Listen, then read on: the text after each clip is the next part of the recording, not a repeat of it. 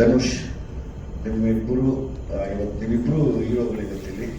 ಅದರ ಜೊತೆಗೆ ತುಂಬ ಏನಂದರೆ ಇವತ್ತು ನಮ್ಮ ಎಲ್ಲ ಸಿನಿಮಾಗಳನ್ನ ತೊಗೊಂಡು ಗ್ರ್ಯಾಂಡಾಗಿ ರಿಲೀಸ್ ಮಾಡಿ ಒಳ್ಳೆ ಹೆಸರು ಸಂಪಾದನೆ ಮಾಡ್ತಾ ಇರುವಂಥ KVN ಸಂಸ್ಥೆ ಸುಪ್ರೀತ್ ಅವರಾಗ್ಬೋದು, KVN ಸರ್ ಆಗ್ಬೋದು, ಅಂಡ್ ಅಗೇನ್ ಆನಂದಾಡು ನಮ್ಮ ಶ್ಯಾಮ್ ಅವರಾಗ್ಬೋದು, ನೀವೆಲ್ಲ ಸೇರಿದ್ದಕ್ಕೆ ಇವತ್ತೊಂದು ಒಳ್ಳೆ ಕಳೆ ಕಟ್ಟಿದೆ ಸರ್. ನಾವು ನಿಮಗೋಸ್ಕರ ವೆಯ್ಟ್ ಮಾಡ್ತಾ ಇದ್ವಿ. ಇನ್ನೇನಿದ್ರು ಸಾಂಗ್ಸ್ ಬಗ್ಗೆ ನೀವು ಹೇಳಬೇಕು, ನಾವೇನಿಲ್ಲ, ನಮ್ದೇನಿಲ್ಲ, ಕೆಲಸ ಮುಗಿದಿದೆ. ನೀವೆಲ್ಲ ಪ್ರಶ್ನೆ ಕೇಳಿದ್ರೆ ನಾವು ಉತ್ತರ ಕೊಡ್ತೀವಿ. ಸುಪ್ರೀತ್ ಸರ್ ಆಗ್ಬೋದು, ಶ್ಯಾಮ್ ಸರ್ ಆಗ್ಬೋದು, ಯಾರು ಬೇಕಾದ್ರೂ ಮಾತಾಡಿ. ನಾನು ನಿಮ್ಗೆ ಮಾತಿಲ್ಲ, ಕೆಲಸ ಅಷ್ಟೇ. ಯಾಕೆಂದರೆ ನಾನು ಚರಣು ಸಿನಿಮಾನ ಹೊರಗಡೆ ತರೋ ವಿಷಯದಲ್ಲಿ ಇಬ್ಬರು ಬ್ಯುಸಿಯಾಗಿ ಹೋಗಿದ್ದೀವಿ ಒಬ್ರಿಗೊಬ್ರು. ಸೊ ಹಾಗಾಗಿ ಈ ಟೆನ್ಷನ್ ನಮಗೇನು ಗೊತ್ತಾಗ್ತಿಲ್ಲ. 18ಕ್ಕೆ ಸೆಪ್ಟೆಂಬರ್ 18ಕ್ಕೆ ರಿಲೀಸ್ ಆಗ್ತಾ ಇದೆ. ನನಗೆ ನಾನು ಜಾನಪದ ಹಾಡುಗಳು ತುಂಬ ಇಷ್ಟಪಡ್ತೀನಿ ಯಾವಾಗಲೂ. ಅದನ್ನು ನಮ್ಮ ಧನುಷ್ ತಂಡ, ತಮಿಳಪ್ಪನವ್ರು ಏನವರ ಆ ಟೀಮ್ ಇದೆ ಅವರಾಗ್ಬೋದು, ನಮ್ಮ ಮಲೆ ಮಹದೇಶ್ವರ ಬಿಟ್ಟು ತಪ್ಪಲಲ್ಲಿರುವಂಥ ಎಲ್ಲ ಮಾಲಪ್ಪ ಭಕ್ತರಾಗ್ಬೋದು, ಅದಾದಮೇಲೆ ಮಂಟೇಸ್ವಾಮಿ ಆಗ್ಬೋದು, ಇನ್ನೂ ಸುಮಾರು ಫೋಕ್ ಸಾಂಗ್ಗಳನ್ನ ತರಬೇಕನ್ನೋ ಆಸೆ ಇದೆ ನನಗೆ. ಜೊತೆಯಲ್ಲಿ ಯಾವಾಗಲೂ ನಾನು ಇವತ್ತಿಗೆ ಹುಡುಗರಿಗೆ ಇಷ್ಟ ಆಗೋ ನನಗೆ ಒಂದು ಮ್ಯೂಸಿಕ್ನ ಅದ್ರ ಟಚ್ನ ಯಾವಾಗಲೂ ಚರಣ್ನ ಕೇಳ್ಕೊತೀನಿ. ಚರಣ್ ಆ್ಯಕ್ಚುಲಿ ಹೀರೋ ಈ ಸಾಂಗ್ಗೆ ಎಲ್ಲದಕ್ಕಿಂತ ಹೆಚ್ಚಾಗಿ. ಸೊ ಹಾಗಾಗಿ once again thank you Charan, thank you very much.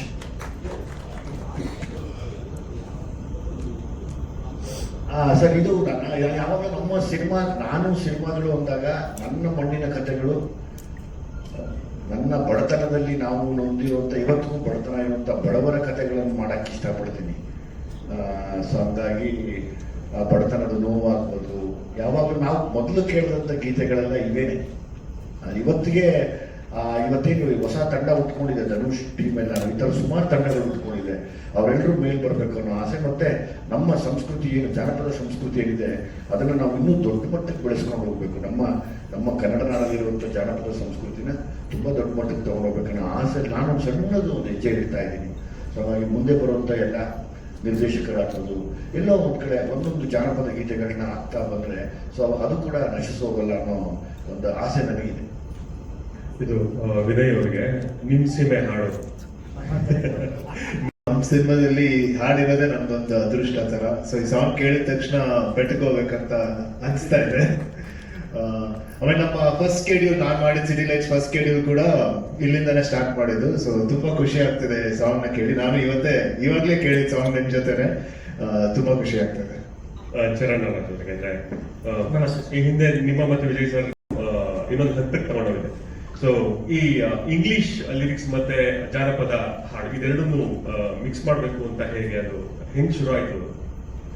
ಅಂದ್ರೆ ನನ್ನ ಅಪ್ರೋಚ್ ಏನಂತಿದ್ರೆ ಸರ್, ನಾನೊಂಥರ ಸರ್ ಮೂವಿ ಒಂಥರ ಸ್ಟೂಡೆಂಟ್ ಆಗಿ ಹೋಗ್ತೀನಿ. ಯಾಕಂದ್ರೆ ನನಗೆ ತುಂಬಾ ಹೊಸದು ಕಲಿಯಕ್ಕೆ ಸಿಗುತ್ತೆ. ಅಂದ್ರೆ ಈಗ ಈ ಮೂವಿಲಿ ನಾನು ಮಹದೇಶ್ವರ ಸ್ವಾಮಿ ಅದೇ ಬೆಟ್ಟದ ಫೋಕ್ ಸಾಂಗ್ಸ್ ಸಿಕ್ತು. ಸೊ ಬಟ್ ಅದನ್ನ ಹೇಗೆ ಪ್ರೆಸೆಂಟ್ ಮಾಡೋದು, ಅಂದ್ರೆ ನಮ್ಮ ಮೂವಿಗೆ ಅದನ್ನ ಅಲೈನ್ ಮಾಡಿ ಹೇಗೆ ಪ್ರೆಸೆಂಟ್ ಮಾಡೋದು ಅಂತ. ಸೊ ನಾನು ಸರ್ ಇಬ್ರು ಅದನ್ನ ಹೇಗೆ ಈ ಫ್ಯೂಷನ್ ಹೇಗೆ ತಗೊಂಡ್ಬರೋದು. ಸೊ ಆ ಒಂದು ಪ್ರೊಸೆಸ್ ಅಲ್ಲಿ ಈ ರ್ಯಾಪ್ ಯೂಸ್ ಮಾಡೋಣ, ಒಳ್ಳೆ ಆರ್ಟಿಸ್ಟ್ ನ ಯೂಸ್ ಮಾಡೋಣ, ರ್ಯಾಪ್ ಅಲ್ಲೂ ಒಳ್ಳೆ ಲಿರಿಕ್ಸ್, ಒಳ್ಳೆ ತುಂಬಾ ಅರ್ಥಗರ್ಭಿತವಾಗಿರೋದನ್ನ ಏನೋ ತಗೊಂಡ್ಬರೋಣ ಅಂತ ಇದು ಸರ್ ಮತ್ತೆ ನನ್ನ ಡಿಸಿಷನ್ ಸರ್. ಬಟ್ ನಿಮ್ಮಿಬ್ಬರ ಕಾಂಬಿನೇಷನ್ ಅಲ್ಲಿ ಒಂದಷ್ಟು ಪೂರ್ತಿ ಸಬ್ಜೆಕ್ಟ್ ಫೈನಲೈಸ್ ಆದ್ಮೇಲೆ ಈ ಟ್ರ್ಯಾಕ್ ಗಳೆಲ್ಲ ಸ್ಟಾರ್ಟ್ ಆಗುತ್ತಾ ಹೇಗೆ ಅಂತ? ಸಾರಿ ಸರ್, ಈ ಸಬ್ಜೆಕ್ಟ್ ಪೂರ್ತಿ ಫೈನಲ್ ಆದ್ಮೇಲೆ ಅಥವಾ ನೀವು ಡಿಸ್ಕಷನ್ ಕುಂತಾದ್ಮೇಲೆ ಇದು ಟ್ರ್ಯಾಕ್ ಹೋಗುತ್ತಾ ಅಥವಾ ಬರೀ ಸಾಂಗ್ಗಳು ಮಾತ್ರ ಪರ್ಟಿಕ್ಯುಲರ್ ಮಾತ್ರ ಮಾತಾಡ್ತಾರೆ? ಇಲ್ಲ ಸರ್, ಇದು ತುಂಬಾ ಸ್ಪಾಂಟೇನಿಯಸ್ ಆಗಿ ಆಗ್ತಾ ಇರುತ್ತೆ ಸರ್. ಅಂದ್ರೆ ಇಂಪ್ರೊವೈಸೇಷನ್ಸ್ ಆಗ್ತಾ ಇರುತ್ತೆ. ಕೆಲವೊಂದ್ಸರಿ ಬ್ಯಾಕ್ ಗ್ರೌಂಡ್ ಸ್ಕೋರ್ ಮೇಲೆ ವರ್ಕ್ ಮಾಡ್ಬೇಕಂದ್ರೆ ಹೊಸದಾಗಿ ಬಿಟ್ಕೊಳ್ಳುತ್ತೆ. So very spontaneous decision sir. ತುಂಬಾ ಇಂಪ್ರೊವೈಸ್ ಮಾಡ್ತಾ ಇರ್ತೀವಿ. ದಟ್ ಇಸ್ ಅ ಮ್ಯಾಜಿಕ್ ಅಲ್ವಾ? ಅಂದ್ರೆ ಮ್ಯಾಜಿಕ್ ಕ್ರಿಯೇಟ್ ಅದೇ sir student of music. Raw locations ಹೇಗಿತ್ತ ಎಕ್ಸ್ಪೀರಿಯನ್ಸ್? ಭಯ ಖಂಡಿತ ಇತ್ತು, ಬಟ್ ಆಲ್ಸೋ ಅಪ್ಪ ತುಂಬಾ ಕಂಫರ್ಟಬಲ್ ಆಗಿ ಮ್ಯಾಕ್ಸಿ ಎಲ್ಲ ಕೆಲಸ ಹೇಳ್ಕೊಟ್ರು, ಹಿಂಗ್ ಮಾಡು ಅಂತ. ಕಲ್ತ್ಕೊಂಡು ಬಂದಿರೋದು ಒಂದಾದ್ರೆ ಇಲ್ಲಿ ಸೆಟ್ಗೆ ಬಂದು ಕಲ್ತಿರೋದು ತುಂಬಾ ಇದೆ. ಅಲ್ಲಿ ಏನಿದ್ರು ಕ್ಯಾರೆಕ್ಟರ್ ವರ್ಕ್ ಹೇಗೆ ಅಂತ ಹೇಳ್ಕೊಡ್ತಾರೆ, ಬಟ್ ಇಲ್ಲಿ ಬಂದ್ಮೇಲೆ ಹಿಂದೆ ಒಂದಷ್ಟು ಕಲಿಯುವಂಥದ್ದು ಇರುತ್ತಲ್ಲ. ಸೊ ಅದನ್ನ ಎಂಟೈರ್ಲಿ ಲೊಕೇಶನ್ಸ್ ಇಂದ ಹಿಡಿದು ಪ್ರತಿಯೊಂದು ದಿವಸ ನಾವು ಮಾಡಿರೋ ಪ್ರತಿಯೊಂದು ದಿವಸದ ಶೂಟು ಎವ್ರಿಥಿಂಗ್ ನನಗೆ ಎಲ್ಲ ಹೊಸ ಎಕ್ಸ್ಪೀರಿಯನ್ಸ್. ವಿಜಯ್ ಸರ್, ಅಂದರೆ ನೀವು ಒಂದಷ್ಟು ಈ ಥರ ಅದು ನಾನು ಚರಣ್ ಫಸ್ಟ್ ಇತ್ತು, ಯಾಕಂದರೆ ಮ್ಯೂಸಿಕ್ ಅವ್ರಿಗೆ ಚೆನ್ನಾಗಿ ಗೊತ್ತಿರುತ್ತೆ. ನಂದು ಮತ್ತೆ ಜಾನಪದ ಇಬ್ಬರು ಮಾತಾಡ್ಕೋತೀವಿ. ಚರಣ್ ಇದನ್ನೇನ ಮಾಡುವುದಲ್ವ ಅಂದಾಗ ಚರಣ್ ಅದು ಫುಲ್ ಫ್ಲೆಡ್ಜ್ ಆಗಿ ಮೈಂಡಿಗೆ ಬಂತು ಅಂದರೆ 100% ಚರಣ್ ಬಿಡಲ್ಲ. ನನಗೆ ಚರಣದಲ್ಲಿ ಯಾವಾಗಲೂ ಅದೊಂದು ದೊಡ್ಡ ನಂಬಿಕೆ. ಮತ್ತು ಇದೇ ಸಿನಿಮಾಲ್ಲಿ ಇನ್ನೂ 3-4 ಸಾಂಗ್ಗಳಿದ್ದಾವೆ. ನನಗೆ ಗೊತ್ತಿರೋ ಹಾಗೆ ನಮಗೆ ನಾವೇ ಕಾಂಪಿಟೇಷನ್ ಆಗಿದ್ದೀವಿ. ಯಾಕೆಂದರೆ ಸಲಗಾಲಿ ಭೀಮಲ್ಲಿ ತುಂಬ ಚೆನ್ನಾಗಿ ಮಾಡಿದ್ವಿ, ಎಲ್ಲ ಸಾಂಗ್ಸ್ ಬಿಟ್ಟಾಯ್ತು. ಈಗ ಚೆನ್ನಾಗಿ ಮಾಡಬೇಕು ಅಂತ ನಾವು ಹೋಗಿಲ್ಲ, ಏನು ಕೇಳ್ತಾ ಇದೆ ಸಬ್ಜೆಕ್ಟಿಗೆ ಅಂತ ಮಾತ್ರ ಹೊಡ್ತಾ ಇದ್ದೀವಿ ಮತ್ತೆ ಕೂಡ. ಸೊ ಹಂಗಾಗಿ ಇದೆಲ್ಲ ಆಚೆ ಬರ್ತಿದೆ ಅಂತ ಕಾಣುತ್ತೆ. ಈಗ ಇನ್ನೂ ಒಂದು 3-4 ಸಾಂಗ್ ಏನು ಮಾಡಿದ್ದಾರೆ, ಹಾಗೆ ತುಂಬಾ ಎಲ್ಲರಿಗೂ ಇಷ್ಟ ಆಗುವಂಥ ಒಂದು ದೊಡ್ಡ ಆಲ್ಬಮ್ ಆಗುತ್ತೆ. ನಟರಾಗಿ ಫೈಟರ್ ಆಗಿ ಸಿನಿಮಾ ಇಂಡಸ್ಟ್ರಿಗೆ ಬಂದವರು ತುಂಬಾ ಜನ ಕಲಾವಿದರು ಹೇಳ್ತಾ ಇರ್ತಾರೆ, ನಮಗೆ ಸಿನಿಮಾದಲ್ಲಿ ಅವಕಾಶ ಸಿಗಬೇಕು ಅಂದ್ರೆ ಇಂಥ ವೇದಿಕೆಗಳು ಸಿಗಬೇಕು ಅಂತ. ನಾನು ನಿರ್ದೇಶಕನಾದಾಗ ಇಂಥ ಟ್ಯಾಲೆಂಟ್ಗಳಿಗೆ ನಾನು ವೇದಿಕೆ ಆಗಬೇಕು ಅಂತ ನೀವು ಮುಂಚೆಯಿಂದನೇ ಯೋಚನೆ ಮಾಡ್ಕೊಂಡು ಬಂದಿದ್ರ ಅಂತ? ಇಲ್ಲ, ನನಗೆ ಮೊದಲು ನಾವೇನು ಇಲ್ಲಿ ಕಲಿಯಕ್ಕೆ ಬಂದಾಗ ಅಭಿನಯ ಅನ್ನೋದು ಬರೋದೇ ರಂಗ ತರಬೇತಿ ಇದ್ರೆ ಮಾತ್ರ. ಅದು ನಿಮಗೆ ತುಂಬ ಶಕ್ತಿ ಕೊಡುತ್ತೆ ಯಾವತ್ತು. ಸೊ ಹಂಗಾಗಿ ನಾನು ಸ್ಕ್ರಿಪ್ಟ್ ಮಾಡಿದಾಗ ಸ್ವಲ್ಪ ರಂಗಭೂಮಿ ಕಲಾವಿದರಿಗೆ ಜಾಸ್ತಿ ಒತ್ತು ಕೊಡ್ತೀನಿ. ಯಾಕೆಂದರೆ ಅವರು ಭಯ ಇಲ್ದಿರ ಅದಕ್ಕೆ ಜೀವ ತುಂಬ್ತಾರೆ. ಸೊ ಹಂಗಾಗಿ ಅವ್ರ ಮೇಲೆ ಯಾವಾಗಿದ್ರೂ ನನಗೆ ಗೌರವ ತುಂಬ. ಯಾಕೆಂದರೆ ನಾನು ಕೂಡ ಒಬ್ಬ ಲರ್ನಿಂಗ್ ಆ್ಯಕ್ಟರ್. ನಾನು ಇನ್ನೂ ಕಲಿತಾ ಇದ್ದೀನಿ, ಪ್ರತಿದಿನ ಕಲಿತಾ ಇದ್ದೀನಿ, ಪ್ರತಿನಿತ್ಯ ಕಲಿತಾ ಇರ್ತೀನಿ. ಕಲಿಕೆಗೆ ಕೊನೆ ಅನ್ನೋದೇ ಇಲ್ಲ ಇಲ್ಲಿ. ಸರ್, ಈಗಿನ ಜಂಜಿ ಕಿಡ್ಸಿಗೆ ಯಾವ ಥರ ಬೇಕು ಬೀಟು, ನಮ್ಮ ಜನಪದ ಕಲೆಯನ್ನು ಯಾವ ರೀತಿ ಹೇಳಬೇಕು ಅನ್ನೋ ಐಡಿಯಾಸ್ಗಳಿದೆಯಲ್ಲ, ಸೊ ಇದಕ್ಕೆ ನಿಮ್ಗೆ ಯಾರು ಸಜೆಸ್ಟ್ ಮಾಡ್ತಾರೆ, ಇಲ್ಲ ನೀವು ಕೂತಾಗೆ ಬರುವಂಥದ್ದು ಹೇಗೆ, ಅದನ್ನ ಸಿನಿಮಾಗೆ ಯಾವ ರೀತಿ ಅಳವಡಿಸ್ಬೋದು? ಇಲ್ಲ, ನಾನು ಕರೆಕ್ಟ್, ತುಂಬ ಒಳ್ಳೆ ಪಾಯಿಂಟ್. ಪ್ರತಿ ಸರಿ ಈ ಹೊರಗಡೆ ನಾನು ನಿರ್ದೇಶಕ ಆದಮೇಲೆ ತುಂಬ ಜಾಸ್ತಿ ಸೊಸೈಟಿ ಸುತ್ತಾಡೋಕ್ಕೆ ಶುರು ಮಾಡಿದ್ದೀನಿ. ಎಲ್ಲೆಲ್ಲೆಲ್ಲಿ ಎಲ್ಲ ಜಾಗದಲ್ಲಿ ಸುತ್ತಾಡ್ತೀನಲ್ಲ, ಅಲ್ಲೆಲ್ಲರೂ ಇವತ್ತಿನ ಯಾರು ಜಂಜಿ ಕಿಡ್ಸ್ ಆಗ್ಬೋದು ಅಥವಾ ಮುಂದೆ ಬೆಳೆಯುವಂಥ ಮಕ್ಕಳಾಗ್ಬೋದು, ಅವರು ಸ್ವಲ್ಪ ಈ ಸೌಂಡ್ ಕಡೆ ಇಷ್ಟಪಡೋ ಥರ ಇದೆ.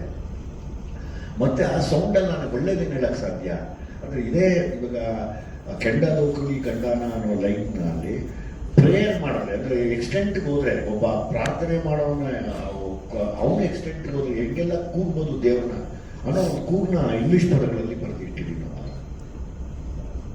ವಿನಯ್ ಸರ್, ಇಲ್ಲಿ ಮೇಕಿಂಗ್ ವಿಡಿಯೋಗಳೆಲ್ಲ ತುಂಬಾ ನೋಡಿದ್ರೆ ಏನಾಗ್ತಾ ಇದೆ ಅಂದ್ರೆ ಪ್ರತಿಯೊಂದನ್ನು ಹೇಳ್ಕೊಡ್ತಾ ಇದ್ದಾರೆ, ನಿಮ್ಗೆ ಹಿಂಗೆ ಬರ್ಬೇಕು, ಹಿಂಗೆ ಇರಬೇಕು, ಪಾಯಿಂಟ್ ಟು ಪಾಯಿಂಟ್. ಅದು ನನಗೆ ಆಕ್ಟ್ ಮಾಡಕ್ಕೆ ಇಲ್ಲ ಫೈಟ್ ಮಾಡಕ್ಕೆ ತುಂಬಾ ಈಸಿ ಆಗುತ್ತೆ. ಈಗ ವಿಜಯ್ ಸರ್ದು ಒಂದು ವರ್ಷ ಗಟ್ಲೆದು ಇದೆ ಎಕ್ಸ್ಪೀರಿಯನ್ಸ್ ಇದೆ, ಆಕ್ಟಿಂಗ್ ಅಲ್ಲಾಗ್ಲಿ, ಫೈಟಿಂಗ್ ಆಗಲಿ, ಡೈರೆಕ್ಷನ್ ಅಲ್ಲಾಗ್ಲಿ. ಸೊ ಅವ್ರಿಗೆ ಒಂದು ಆಕ್ಟರ್ ಇಂದ ಆಕ್ಟಿಂಗ್ ಹೇಗೆ ಆಚೆ ತೆಗಿಬೋದು. ಈಗ ಒಂದು ಚಿಕ್ಕ ಸ್ಟಂಟ್ ಮಾಡಕ್ಕೆ ಒಂದು ಚಿಕ್ಕ ನುವಾನ್ಸಸ್ ಇರುತ್ತೆ. ಸೊ ಆ ವಿಷಯನ ಒಂದ್ ವಿಷಯ ಹೇಳಿದ್ರೆ ಅದು ನಮ್ಗೆ ಇನ್ನೂ ಈಸಿ ಆಗುತ್ತೆ. ಸೊ ಅದರಿಂದ ಅವ್ರ ಜೊತೆ ಕೆಲಸ ಮಾಡೋದು ತುಂಬಾ ಈಸಿ ಆಯ್ತು ನನಗೆ. ಆಮೇಲೆ ತುಂಬಾ ಖುಷಿ ಆಗಿತ್ತು.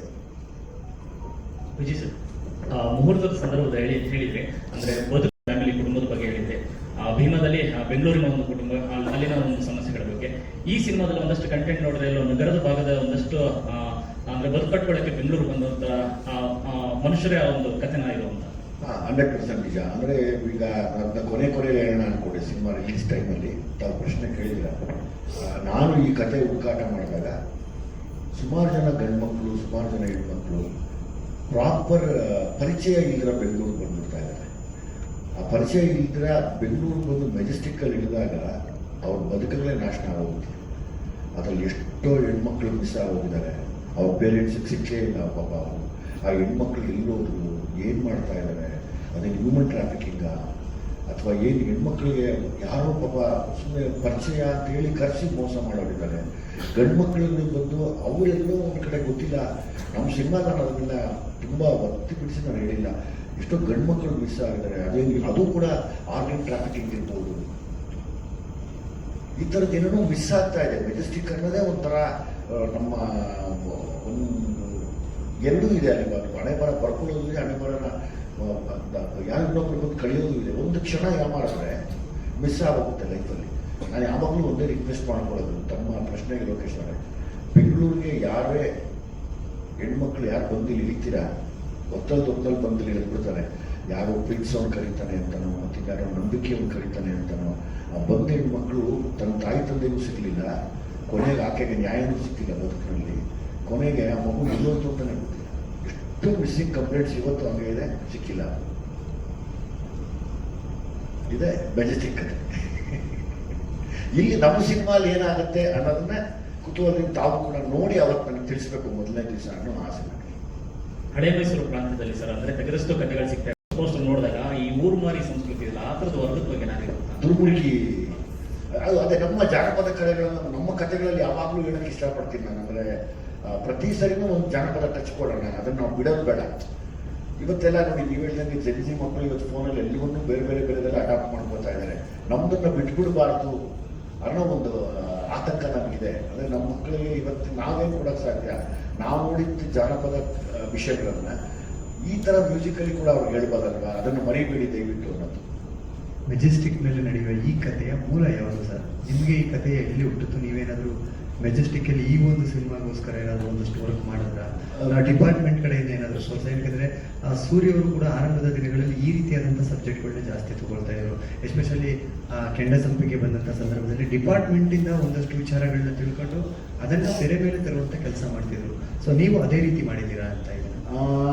ಹೌದು, ನಾನು ತುಂಬ ಮೆಜೆಸ್ಟಿಕ್ಕಲ್ಲಿ ನನ್ನ ಟೀಮ್ ಜೊತೆ ತುಂಬ ಕತ್ಲಾದ್ಮೇಲೆ ಒಂದು 6 ಗಂಟೆ ಆದಮೇಲೆ ಕತ್ಲಾದ್ಮೇಲೆ ಹೆಂಗಿರುತ್ತೆ ಅಂತ ತುಂಬ ದಿವಸ ಓಡಾಡಿದ್ದೀನಿ.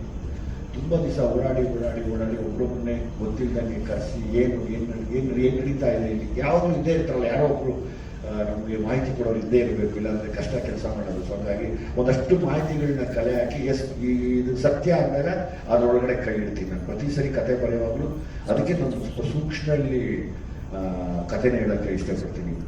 ಸೆನ್ಸಿಟಿವ್ ಆಗಿರುವಂಥ ವಿಷಯಗಳನ್ನ ತೆಗಿತೀನಿ, ಅಂದರೆ ಅದು ಗೊತ್ತಾಗಲಿ ಜನಗಳಿಗೆ ಅಂತ. ಈಗ ಅಂದರೆ ನಮ್ಗೆ ಎಷ್ಟೋ ವಿಷಯಗಳು ತಮ್ಮ ಮಾಧ್ಯಮದ ಕೈಗೆ ಸಿಕ್ಕಿರೋವು, ಸಿಗದೇ ಇರೋವು ಕೂಡ ಇದ್ದಾವೆ.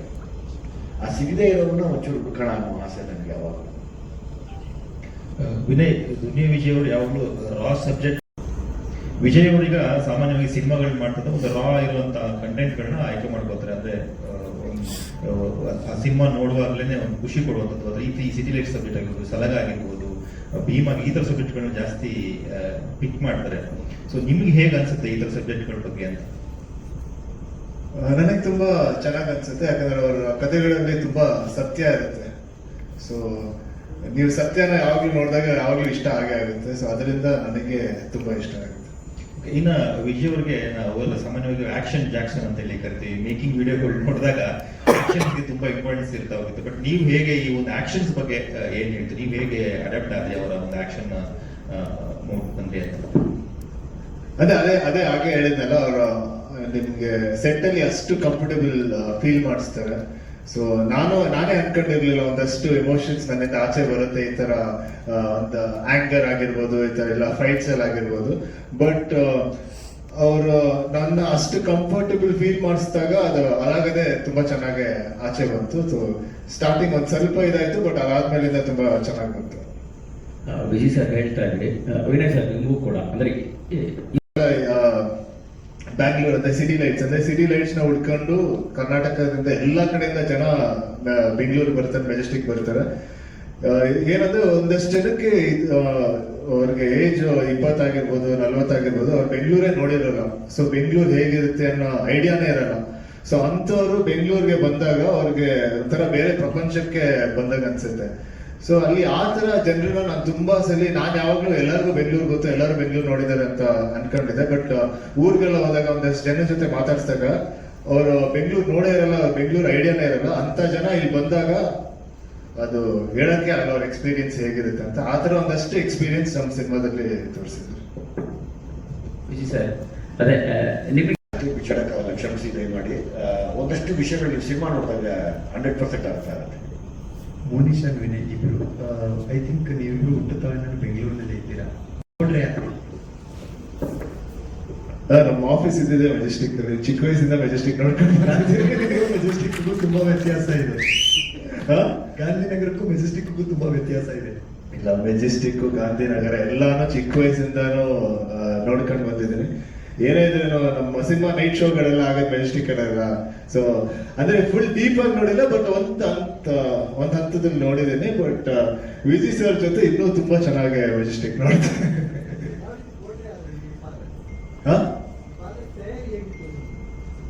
ಆಕ್ಚುಲಿ ಪಾತ್ರಕ್ಕೆ ವಿಜಯ್ ಸರ್ಗೆ ಹೇಳಿ ಏನೇನ್ ಮಾಡ್ಬೇಕು, ಏನೇನ್ ಕಲಿಬೇಕು, ಏನೇನ್ ಮಾಡ್ಬೇಕು ಅಂತ ಅವ್ರು ಹೇಳಿದ್ರು, ಸುಮ್ನೆ ಬಾ ನೀನು ಎಲ್ಲ ಮಾಡಿಸ್ತೀನಿ ಅಂತ. ಮೆಜೆಸ್ಟಿಕ್ ಓಡಾಡಿದ್ದೀವಿ ಸರ್, ಬಟ್ ಆಪರ್ಚುನಿಟಿ ನಮ್ಮ ಅಪ್ಪ ಎಲ್ಲೂ ಬಿಟ್ಟಿಲ್ಲ. ಎಲ್ಲ ಕಡೆ ಎಸ್ಪೆಷಲಿ ವಾಟ್ ದೇ ಕಾಲ್, ಹೆಣ್ಮಕ್ಳು ಕೆಲವು ಕಡೆ ಹೋಗೋದಕ್ಕೆ ಆಗಲ್ಲ ಮೆಜೆಸ್ಟಿಕ್ ಅಲ್ಲಿ, ಅಂತ ಕಡೆ ಎಲ್ಲ ಶೂಟಿಂಗ್ ಮಾಡ್ಬೇಕಾದ್ರೆ ಕರ್ಕೊಂಡು ಹೋಗಿ ತೋರಿಸಿದ್ದಾರೆ. ನೀನ್ ನೋಡ್ಬೇಕು, ನಿನ್ ಜೀವನಕ್ಕೆ ನೀನ್ ನೋಡ್ಬೇಕು, ನಿನ್ಗೆ ಅರ್ಥ ಆಗುತ್ತೆ ಯಾವ ತರ ಜೀವನ ಇದೆ, ಯಾವ ತರ ಜೀವನಗಳು ಬೇರೆಯವ್ರ ಲೈಫ್ಸ್ ಹೇಗಿದೆ ಅಂತ. ಸೊ ನನ್ನ biggest take away cinema actually ನಾನು ಮೆಜೆಸ್ಟಿಕ್ ಅಲ್ಲಿ ಯಾವ ತರ ಜಾಗಗಳು ನೋಡಿದ್ದೀನಿ ಅದೇ. ನಮ್ಮಪ್ಪ ಎಲ್ಲೂ ಬಿಟ್ಟಿಲ್ಲ, ಎಲ್ಲಾ ಕಡೆ ಕರ್ಕೊಂಡು ಹೋಗಿ ತೋರಿಸ್ತಿದ್ದಾರೆ, ಬೆಳಿಗ್ಗೆ ಆಗಲಿ ರಾತ್ರಿ ಆಗಲಿ ಥ್ರೂ ಔಟ್ ದ ಡೇ. ಒಂದು ಇನ್ಸಿಡೆಂಟ್, ಒಂದ್ ಕಡೆ ಬರಕ್ ಹೇಳಿ ಕದ್ದು ಶೂಟ್ ಮಾಡ್ತಾ ಇದ್ದೀವಿ ಮೇಡಮ್, ಕದ್ದು ಶೂಟ್ ಮಾಡ್ತಾ ಇದ್ದೀವಿ. ನಾನು ನಮ್ಮ ವೀರು ಅಸೋಸಿಯೇಟ್ ಗೊತ್ತಿಲ್ದಂಗೆ ನಿಂತಿದ್ದೀವಿ. ಮೋನಿಶಾ ಹಿಂಗೆ ನಡ್ಕೊಂಡಿದ್ದು ಬಂದು ನೀಟಾಗಿ ಬಂದು ಒಬ್ಬ ಮೋನಿಶಾ ಕರ್ತ ಏನ್ ನಡೀತಿದ್ವಿ ಹೇಳಮ್ಮ ಅಂದ್ರೆ. ಅವತ್ತು ನಾವು ಕ್ಯಾಮ್ರಾ ಹೈಡಿಂಗ್ ಅಲ್ಲಿ ಇತ್ತು, ಶೂಟ್ ಮಾಡ್ತಾ ಇದ್ವಿ. ನನ್ನ ಪಾಡಕ್ ನಾನು ನಡ್ಕೊಂಡ್ ಬರ್ತಾ ಇದ್ದೆ. ಐ ಥಿಂಕ್ ವಿಜುವಲ್ಸ್ ರಿಲೀಸ್ ಮಾಡಿದ್ದೇವೆ ಆಲ್ರೆಡಿ, ಒಂದು ಶಾರ್ಟ್ ಇದೆ ಮೆಜೆಸ್ಟಿಕ್ ಬಸ್ ಸ್ಟಾಪ್ ಅಲ್ಲಿ. ನಾನು ಇಳ್ಕೊಂಡು ಬರ್ತಾ ಇದ್ದೀನಿ, ನನ್ನ ಪಾಡಕ್ ನಾನು ಬರ್ತಾ ಇದ್ದೆ. ಬಟ್ ನಾವೆಲ್ಲರೂ ಕೇಳಿದ್ದೀವಿ how dangerous Majestic can get ಅಂತ. ಅವತ್ತು ನನಗೆ ಎಕ್ಸ್ಪೀರಿಯನ್ಸ್ ಆಯಿತು. ನಾನೇನೂ ಮಾಡಿಲ್ಲ, ನಾನು ನಡ್ಕೊಂಡ್ ಬರ್ತಾ ಇದ್ದೆ. ಯಾರೋ ಒಂದು ಮಿಡಲ್ ಏಜ್ಡ್ ಒಬ್ರು ವ್ಯಕ್ತಿ ಮ್ಯಾನ್ ಬಂದು ಅವ್ರೇನೋ ಹೇಳಿದ್ರು ನನಗೆ ಅದು ಕ್ಲಿಯರ್ ಆಗಿ ಅರ್ಥ ಆಗಿಲ್ಲ. ಅವ್ರ ಭಾಷೆ ಕನ್ನಡನೇ ಇತ್ತು, ಬಟ್ ನನಗೆ ಅರ್ಥ ಆಗಿಲ್ಲ. ಬಟ್ ಅವ್ರ ಇಂಟೆನ್ಷನ್ ಏನು ಅಂತ ಇಟ್ ವಾಸ್ ವೆರಿ ಕ್ಲಿಯರ್. ಒಂದು ಒಬ್ಳೆ ಹೋಗ್ತಾರ ಹುಡುಗಿನ ಅಪ್ರೋಚ್ ಮಾಡಿ ಬೇರೆ ರೀತಿಯಲ್ಲಿ ಅವ್ರು ಮಾತಾಡಿದ್ರು.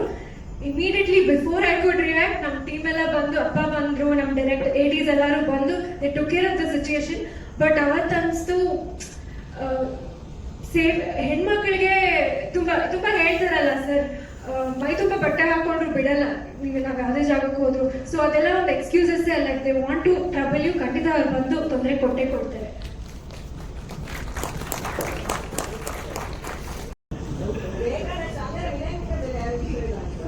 ಅಲ್ಲ, ವಿನಯ್ಗೆ ಇನ್ನೂ ಒಂದು ಸಿನಿಮಾ ಮಾಡೋಣ ಅಂತ ಆಸೆ, ಇಷ್ಟ.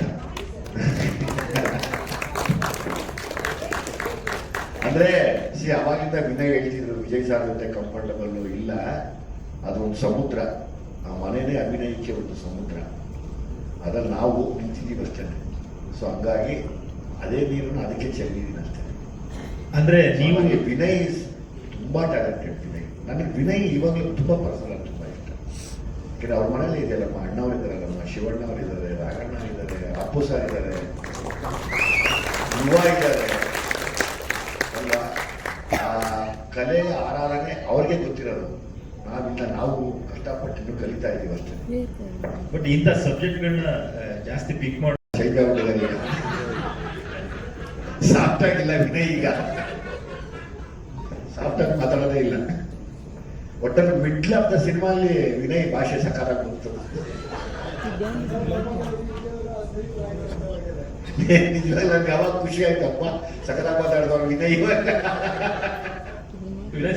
ಯಾಕಂದ್ರೆ ನೀವು ಮೇಕಿಂಗ್ ಅಲ್ಲಿ ನೋಡ್ಬೋದು, ಅಲ್ಲೆಲ್ಲ ಇಬ್ರು ನಗ್ತಾ ಇದೀವಿ, ನಾವು ಕಿವಿಲೇನೋ ಹೇಳ್ಬಿಟ್ಟು ಬಂದ್ಬಿಡ್ತಾ ಇದ್ದಾರೆ.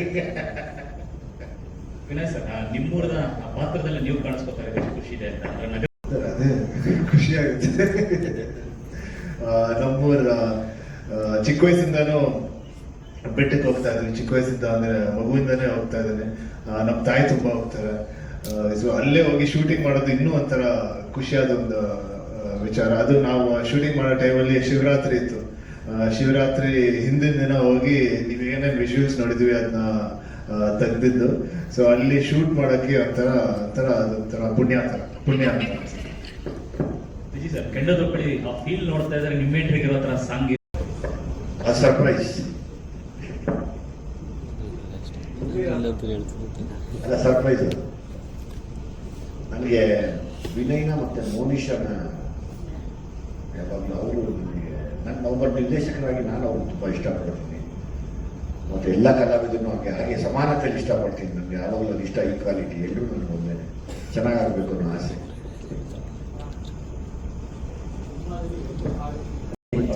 ಬಟ್ ವಿಜಯ್ ಸರ್ ಒಂದು ಸಿನಿಮಾ ತಗೊಂಡ್ರೆ ನಾವೇನು ಕೆಲಸ ಮಾಡಂಗೆ ಇಲ್ಲ, ಪ್ರಮೋಷನ್ಗೂ ಬೇಕಿಲ್ಲ, ಏನಿಲ್ಲ, ಎಲ್ಲ ಅವರೇ ಮಾಡ್ತಾರೆ, ರೆಡಿ ಕೊಡ್ತಾರೆ ಹಿಂಗೆ. ಸೊ ಆ ಟೈಮಲ್ಲಿ ಒಂದು 4,000-5,000 ಕೊಟ್ಟರೆ ನಾವು ಇನ್ನೊಂದು ವರ್ಷ ಯಾವ ಪಿಕ್ಚರ್ ತಗೊಳ್ತಾ ಇದ್ರು ಪರವಾಗಿಲ್ಲ, ಆರಾಮಾಗಿ ನಮ್ಮ ಕೆಲಸ ನಡೀತದೆ ಸರ್.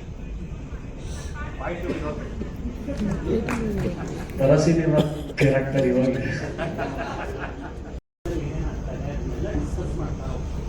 ಒಂದೊಂದ್ಸಲ ಹಂಗೆ ಕೆಲವು ವ್ಯಕ್ತಿನ ಆಚೆಯಿಂದ ನೋಡಿರ್ತೀವಿ, ಒಳಗೆ ಏನು ಆ ವ್ಯಕ್ತಿ ಅಂತ ಗೊತ್ತಾಗಿಲ್ಲ. ಆ ಥರ ಏನಾದರೂ ಒಳ ವಿನಯಿಸ್ತೀವಿ. ಅಫ್ಕೋರ್ಸ್ ಅವರು ವಿನಯನಲ್ಲಿರುವ ಆ ವಿನಯತೆ ಇದೆಯಲ್ಲ, ಅದು ತುಂಬ ರೇರ್. ಅದು ನಾವೆಲ್ಲ ದುನಿಯಾ ಇದ್ದಾಗ ಅಷ್ಟೇ ಇತ್ತು, ನಮಗೆ ಏನು ಆ ಥರದ್ದಿಲ್ಲ. ಬಟ್ ವಿನಯಲ್ಲಿ ಅಷ್ಟು ದೊಡ್ಡ ಮನೆ ಮಗು ಆದ್ರೂ ಇನ್ನೂ ಅಂಬನ್ನೆಸ್ ಹಂಗೆ ಇದೆ, ಆ ವಿನಯತೆ ಹಂಗೆ ಇದೆ. ಎಲ್ರಿಗೂ ಒಳ್ಳೇದು ಬಯಸೋದಿದೆಯಲ್ಲ, ಅದು ತುಂಬ ಕಷ್ಟ ಈ ಕಾಲದಲ್ಲಿ. ಯಾಕಂದರೆ ಈ ಕಾಲ ಒಳ್ಳೇದು ಮಾಡು, ಕೆಟ್ಟದ್ದು ತಗೋ. ಎಲ್ಲರೂ ಅಷ್ಟೇ, ನಾವು ಒಳ್ಳೇದು ಮಾಡ್ತೀವಿ, ಕೆಟ್ಟದ್ದು ಮಾತ್ರ ತಗೋತಾ ಇದೀವಿ, ಮತ್ತೆ ಒಳ್ಳೇದು ತಗೊಳಕ್ಕಾಗಲ್ಲ. ಆ ಥರ ಯಾವಾಗಲೂ ಒಳ್ಳೇದು ಬಯಸುವಂಥ ಒಂದು ಒಳ್ಳೆ ಮನಸ್ಸು ವಿನಯಲ್ಲಿದೆ. ಹಾಗಾಗಿರೋದ್ರಿಂದ ವಿನಯ್ ನನಗೆ ತುಂಬ ಇಷ್ಟ. ಅಷ್ಟು ಚೆನ್ನಾಗಿದೆ ಕಾಲ ಕ್ರೂರ ಅಲ್ಲ. ಯಾವುದಪ್ಪ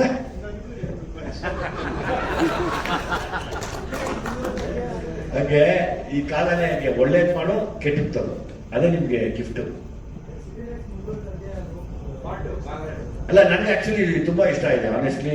ಮತ್ತೆ ವಿನಯ್ನ ನಾನು ವಿನಯ್ ಒಂದು ಕಾಂಬಿನೇಷನ್ ಸಕ್ಕತ್ತಾಗಿರೋ ಒಂದು ಕತೆ ಮಾಡಬೇಕು ಅನ್ನೋ ಯೋಚನೆಯಲ್ಲಿದೆ. ನಾನು ಟೀಮ್ ಎಲ್ಲ ಮಾತಾಡ್ತಾ ಇದ್ವಿ, ನಾನು ಪುನೀತ್ ಎಲ್ಲಾನು. ಇಲ್ಲ, ಒಂದು ವಿನಯ್ ಇಂಡಿಪೆಂಡೆಂಟ್ ಆಗೂ ಮಾಡೋ ಆಸೆ ಇದೆ, ಮತ್ತೆ ನನ್ನ ಜೊತೆನೂ ನಾನು ವಿನಯ್ ಮಾಡಬೇಕು ಅನ್ನೋ ಒಂದು ಆಸೆ ಇದೆ. 100% ಮಾಡ್ತೀನಿ, ಅದು ತಲೆಯಲ್ಲಿದೆ ನನಗೆ. ಅದು ರನ್ ಆಗ್ತಾ ಇದೆ, ವಿನಯ ವಿಜಯ ಅಂತ. ಎಸ್ ಸರ್, ನೀವೇ ಹೀರೋ ಇವತ್ತು. ಹೌದು, ದುನಿಯಾ ವಿಜಯ್ ಸರ್ ಹಿಂದಿನ 2 ಸಿನಿಮಾ ಡೈರೆಕ್ಷನ್ ನನ್ನ ಸಿನಿಮಾ ನೋಡಿದ್ರೆ ತುಂಬ ಇಷ್ಟಪಟ್ಟೆ. ಯಾಕಂದರೆ ಯೂತ್ನ ತುಂಬ ಅಟ್ರಾಕ್ಟ್ ಮಾಡಿರ್ತಕ್ಕಂಥ ಸಿನಿಮಾ. ಈ ಸಿನಿಮಾ ನಾನು ಲಾಸ್ಟ್ ಟೈಮ್ ಅವ್ರು ಅನೌನ್ಸ್ಮೆಂಟ್ ಮಾಡಿದಾಗ ಇನ್ ಬಿಟ್ವೀನ್ ಸರ್ ಮೀಟ್ ಮಾಡಿದಾಗ ನಾನು ಒಂದು ರಿಕ್ವೆಸ್ಟ್ ಮಾಡಿದ್ದೆ, sir if you are comfortable ಈ ಸಿನಿಮಾ ನಾವು ರಿಲೀಸ್ ಮಾಡೋದಕ್ಕೆ ಇಷ್ಟಪಡ್ತೀನಿ ಅಂತ ಕೇಳಿದ್ದೆ ನಾನು ಸರ್ನ. ಸೊ ನೆಕ್ಸ್ಟ್ ಟೈಮು ಈಗ ಒಂದು ಸ್ವಲ್ಪ ದಿನಗಳ ಹಿಂದೆ ಕರೆದು ಕೊಟ್ಟಿದ್ದಕ್ಕೆ ತುಂಬ ಥ್ಯಾಂಕ್ಸ್ ಸರ್. ಇನ್ನೊಂದೇನಂದ್ರೆ, ಈ second half of the year ನಮ್ಮ ಇಂಡಸ್ಟ್ರಿಗೆ ಬಹಳಷ್ಟು ಸಿನಿಮಾಗಳಿದೆ. First half of the year ನೋಡಿದ್ರೆ ತುಂಬ ಕಡಿಮೆ ಸಿನಿಮಾ ಇತ್ತು. So second half of the year flourish ಆಗಿರುತ್ತೆ ನಮ್ಮ ಇಂಡಸ್ಟ್ರಿ. ಥಿಯೇಟ್ರಿಗೆ ಆಡಿಯನ್ಸು ಸಹ ತುಂಬ ಚೆನ್ನಾಗಿ ವಾರ ಅಂದರೆ ತುಂಬ ಎಕ್ಸ್ಪೆಕ್ಟೇಷನ್ ಇರ್ತಕ್ಕಂಥ ಸಿನಿಮಾಗಳು ಬರ್ತಾ ಇದೆ. So very happy second half of the year ನಮ್ಮ ಇಂಡಸ್ಟ್ರಿ ತುಂಬ ಚೆನ್ನಾಗಿರುತ್ತೆ ಅಂತ. So once again thank you sir, thanks for believing in us. Thank you. Supreeth sir, ಅಂದರೆ ಈಗ ವಾರಕ್ಕೊಂದೊಂದು ಸಿನಿಮಾ ಆಲ್ಮೋಸ್ಟ್ ನಿಮ್ಮ ಸಂಸ್ಥೆಯಿಂದ ಬರ್ತಿದೆ. ಹೆಂಗಿದೆ ಈಗ ಕಂಡೀಷನ್? ಏನಾದರೂ ಚೇಂಜಸ್ ಆಗಿದೆಯಾ ಫಸ್ಟ್ ಹಾಫಿಗೆ ಕಂಪೇರ್ ಮಾಡಿದ್ರೆ? Sir definitely. ಯಾಕಂದರೆ ನಿಮಗೆ ಸಿನಿಮಾನೇ ರಿಲೀಸ್ ಆಗದಿದ್ದಾಗ ನೀವು ಜನ ಥಿಯೇಟ್ರಿಗೆ ಬನ್ನಿ ಅಂತ ಯಾವ ರೀತಿ ಎಕ್ಸ್ಪೆಕ್ಟ್ ಮಾಡ್ತೀರಾ? ಸೊ ಈಗ ಬ್ಯಾಕ್ ಟು ಬ್ಯಾಕ್ ಸಿನಿಮಾಸ್ ಇರೋದು, ಆಮೇಲೆ ಎಲ್ಲ ಸಿನಿಮಾನೂ ಒಂದು ಎಕ್ಸ್ಪೆಕ್ಟೇಷನ್ ಇರ್ತಕ್ಕಂಥ ಸಿನಿಮಾ ಇರೋದ್ರಿಂದ, ಈಗ ನೋಡಿ ಈಗ ನಾಳೆ ಅಯೋಗ್ಯ ಸಿನಿಮಾ ರಿಲೀಸ್ ಆಗ್ತಿದೆ, ತಿರ್ಗಾ ಟಾಕ್ಸಿಕ್ ಬರುತ್ತೆ, ಮತ್ತೆ ಅಮೇರಿಕಾ 2 ಇದೆ, ಮತ್ತೆ ಸಿಟಿ ಲೈಟ್ಸ್ ಇದೆ. ಸೊ ಜನಕ್ಕೆ ಇನ್ನೊಂದೇನಂತಂದ್ರೆ, ಈ ಹಿಂದಿನ 6 ತಿಂಗಳಿಗೆ ನೋಡಿದ್ರೆ ಥಿಯೇಟರ್ ಸಿನಿಮಾಸೇ ಇರಲಿಲ್ಲ. First of all other language ಯಾವುದೋ 2 ತಿಂಗಳಿಗೆ 3 ತಿಂಗಳಿಗೆ ಒಂದೊಂದು ಸಿನಿಮಾ ಬಿಟ್ಟರೆ ಕನ್ನಡ ಸಿನಿಮಾ ಫ್ಲೋನೇ ಇರಲಿಲ್ಲ. ಸೊ ಈ second half of the year flow ಚೆನ್ನಾಗಿದೆ. So very happy for that sir.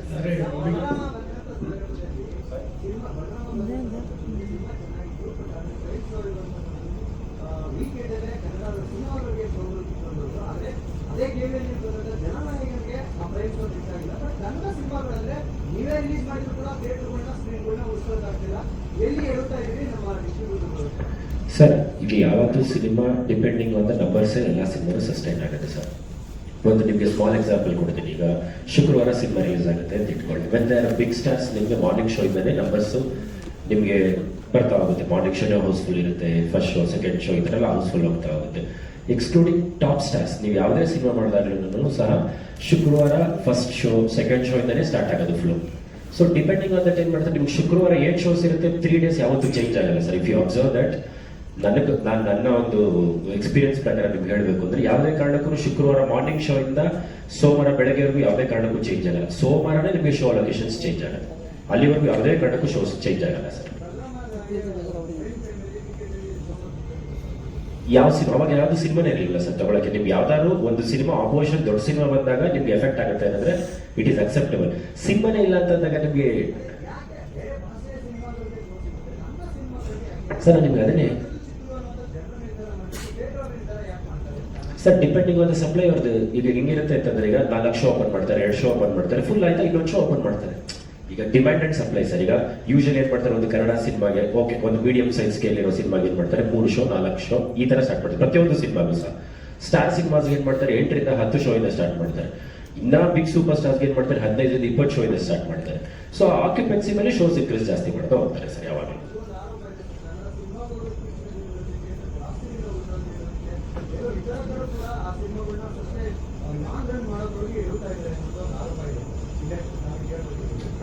ಅದೇ ಯಾವ ಸಿನಿಮಾಗೆ ತನಕ ನಾನು ನಿಮಗೆ ಕೇಳ್ತಿದ್ದೀನಿ ಸರ್. ಈಗ ಕನ್ನಡ ಸಿನಿಮಾ ಕರಾವಳಿ ರಿಲೀಸ್ ಆಗಿದೆ correct sir. We are in 3rd week, ಚೆನ್ನಾಗಿ ಹೋಗ್ತಿದೆಯಲ್ಲ. ನಾನು ಒಂದು ಹೇಳ್ತೀನಲ್ಲ ಸರ್, ಯಾವುದೇ ಸಿನಿಮಾ ಆಗಲಿ, ಕನ್ನಡ ಸಿನಿಮಾ ಆಗಲಿ, ಇಂಗ್ಲಿಷ್ ಆಗಲಿ, ಯಾವುದೇ ಆಗಲಿ, ಯಾವುದೇ ಸಿನಿಮಾ ಸಸ್ಟೈನ್ ಆಗಬೇಕು ಅಂತಂದ್ರೆ ಆ ಕಲೆಕ್ಷನ್ಸ್ ಹೋಗ್ಬೇಕು. ಆ ಕಲೆಕ್ಷನ್ಸ್ ಬಂದಾಗಲೇ ಈಗ ಒಂದು ಸ್ಮಾಲ್ ಎಕ್ಸಾಂಪಲ್ ಕೊಡ್ತೀನಿ ಸರ್ ನಿಮಗೆ. ಈಗ ಓವರಾಲ್ ಮನೆಯಲ್ಲಿ 10 ಸ್ಕ್ರೀನ್ಸ್ ಇದೆ ಕರೆಕ್ಟ್. ಎಲ್ಲಾ ದಿನನೂ 10 ಸ್ಕ್ರೀನ್ಸ್ ಓಪನ್ ಮಾಡಲ್ಲ. ಸಿನಿಮಾ ಫ್ಲೋ ಇರೋದ್ರ ಮೇಲೆ 2 ಸ್ಕ್ರೀನು 4 ಸ್ಕ್ರೀನು 5 ಸ್ಕ್ರೀನು ಓಪನ್ ಮಾಡ್ತಾ ಹೋಗ್ತಾರೆ. ಯಾವಾಗ ನಿಮ್ಗೆ 5-6 ದೊಡ್ಡ ಸಿನಿಮಾ ಬರುತ್ತೆ ಎಲ್ಲ 10 ಸ್ಕ್ರೀನು ಓಪನ್ ಮಾಡ್ತಾರೆ. ಎಲ್ಲ 10 ಸ್ಕ್ರೀನ್ಗೂ ಏನೇನು ಆಕ್ಯುಪೆನ್ಸಿ ಕೊಡ್ಬೇಕು ಕೊಟ್ಟೆ ಕೊಡ್ತಾರೆ. ಹೇಳಿ ಸರ್.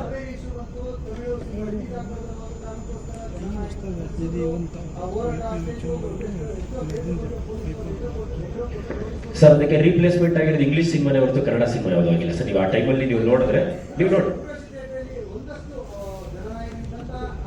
ಅಲ್ಲಿಗೆ ರೀಪ್ಲೇಸ್ ಆಗಿದ್ದು 1 ನಿಮಿಷ. ಅಲ್ಲಿ ಏನಾಯ್ತು ಅಂತಂದ್ರೆ ಅಲ್ಲಿ ಇಂಗ್ಲಿಷ್ ಸಿನಿಮಾ ಸ್ಕ್ರೀನ್ ಆಗದಿಂದ ಮಾಡಿದ್ರೆ ಹೊರತು ಬೇರೆ ಯಾವುದೇ ಅದರ್ ಲ್ಯಾಂಗ್ವೇಜ್ ಸೆಂಟರ್ ತಗೊಂಡ್ರೆ ನೀವು ಎಲ್ಲದಕ್ಕೂ ರೀಪ್ಲೇಸ್ ಆಗಿದ್ದು ಸ್ಪೈಡರ್-ಮ್ಯಾನ್ 3. ಯಾವುದಕ್ಕೂ ಕರಾವಳಿ ರಿಪ್ಲೇಸ್ಮೆಂಟ್ ಆಗಲಿಲ್ಲ. ಅದೊಂದೇ ಒಂದು ಥಿಯೇಟರ್. ಯಾಕಂದ್ರೆ ಅವ್ರಿಗೆ ಸಿನಿಮಾ ಸಿಗದೆ ಇರೋದ್ರಿಂದ ನಮ್ದಲ್ಲಿ ಹಾಕಿದ್ರೆ ಹೊರತು ನೀವು ಮಲ್ಟಿಪ್ಲೆಕ್ಸ್ ತಗೊಳ್ಳಿ ಯಾವುದೇ ತಗೊಳ್ಳಿ ಎಲ್ಲದನ್ನು ಸೇಮ್ ಆಸ್ ಇಟ್ ಈಸ್ ಇತ್ತು. ಯಾವುದು ಶೋಸ್ ನಮ್ಗೇನು ಚೇಂಜಸ್ ಆಗಿಲ್ಲ. ಫ್ರೈಡೆ ಏನು ಕೊಟ್ಟಿದ್ರು ಮಂಡೇ ಮಾರ್ನಿಂಗ್ ವರೆಗೂ same shows work continue sir.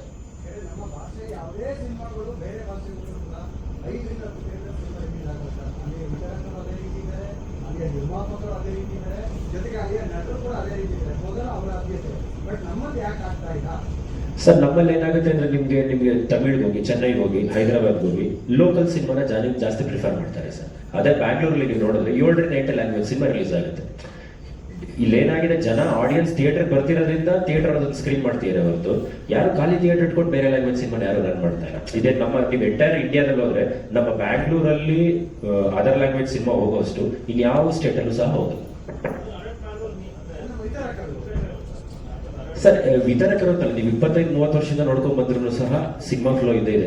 ನಾವು ಬಂದಾಗಿಂದ ಅಥವಾ ಈಗ 10 ವರ್ಷದಿಂದ ಸ್ಟಾರ್ಟ್ ಆಗಿದೆ ಅಂತಲ್ಲ. ನೀವು 2018 ನೋಡಿ, 1990 ನೋಡಿ, 2010 ನೋಡಿ, ಅದರ್ ಲ್ಯಾಂಗ್ವೇಜ್ ಸಿನಿಮಾಸ್ ಇನ್ಫ್ಲುಯೆನ್ಸ್ ಮೊದಲಿಂದಲೂ ಇದೆ. ಈಗ ಒಂದು 20 ವರ್ಷದ ಮುಂಚೆ ನೀವು ನೋಡಿದ್ರೆ 6 ವಾರ ಆದ್ಮೇಲೆ ಬರಬೇಕು, 5 ವಾರ ಆದ್ಮೇಲೆ ಬರಬೇಕು ಅಂತ ಒಂದು ರೂಲ್ಸ್ ಇತ್ತು ಇಫ್ ಯು ಸಿ. ಸೊ ಅವತ್ತು ಸಹ ಪರಭಾಷೆಯ ಹಾವಳಿ ಇದ್ದಿದ್ದು ಸತ್ಯ. ಅದು ನಮ್ಮ ಬೆಂಗಳೂರಲ್ಲಿ ಜಾಸ್ತಿ. ಯಾಕೆ ಅಂತಂದ್ರೆ ನಮ್ಮ ಬೆಂಗಳೂರು ಬಂದು ಮೆಟ್ರೋಪಾಲಿಟನ್ ಸಿಟಿ. ಇಲ್ಲಿ ನಿಮ್ಗೆ ಎಲ್ಲಾ ಲ್ಯಾಂಗ್ವೇಜ್ ಜನನು ಫ್ಲೋ ಜಾಸ್ತಿ ಇದ್ದಾರೆ.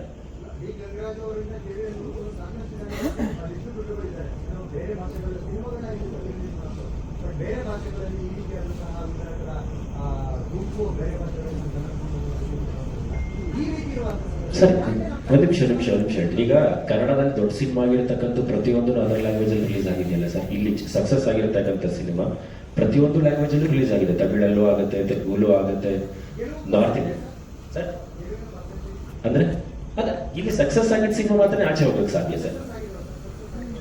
100% ಸಕ್ಸಸ್ ಆಗಿದೆ. ಇಲ್ಲಿ ದೊಡ್ಡ ಮಟ್ಟದಾಗ ಆಗಿರತಕ್ಕಂಥ ಸಿನಿಮಾ 100% ಆಚೆ ಕಡೆ ಎಲ್ಲಾ ಕಡೆನೂ ಚೆನ್ನಾಗಿದೆ ಸರ್.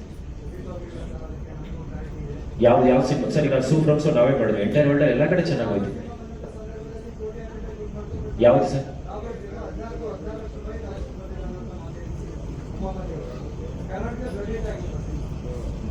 ಅದನ್ನ ಹೇಳ್ತಾ ಇದ್ದೀನಲ್ಲ ಸರ್. ಈಗ ದರ್ಶನ್ ಸರ್ ಸಿನಿಮಾ ಬಂದು ಕರ್ನಾಟಕದಲ್ಲೇ ಯಾವಾಗಲೂ ಯಶಸ್ಸನ್ನ ಜಾಸ್ತಿ ಕಾಣ್ತಕ್ಕಂಥದ್ದು.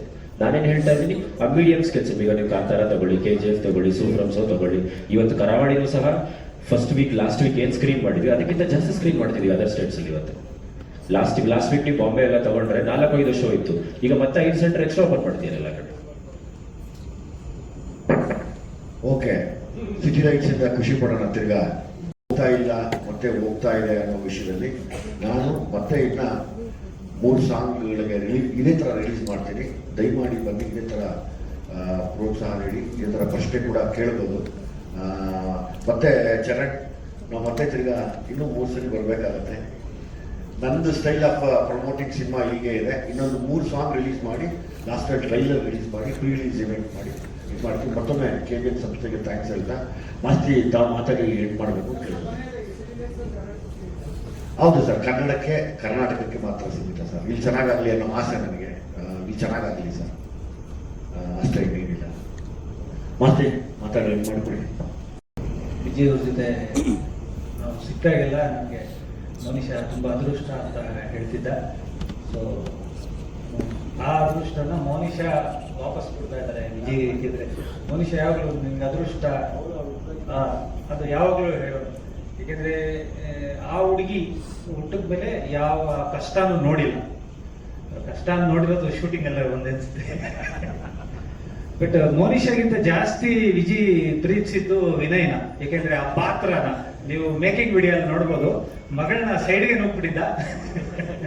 ಯಾಕೆಂದ್ರೆ ಆಕ್ಷನ್ ವಿಚಾರದಲ್ಲಿ ಮತ್ತೆ ನಮ್ಗೆ ಕಮರ್ಷಿಯಲ್ ಆಸ್ಪೆಕ್ಟ್ ಅಲ್ಲಿ ನೋಡಿದಾಗ ವಿನಯ್ ಅವ್ರ ಕಣ್ಣನ್ನ ಎದುರಿಸೋದು ತುಂಬಾ ಕಷ್ಟ ಇದೆ.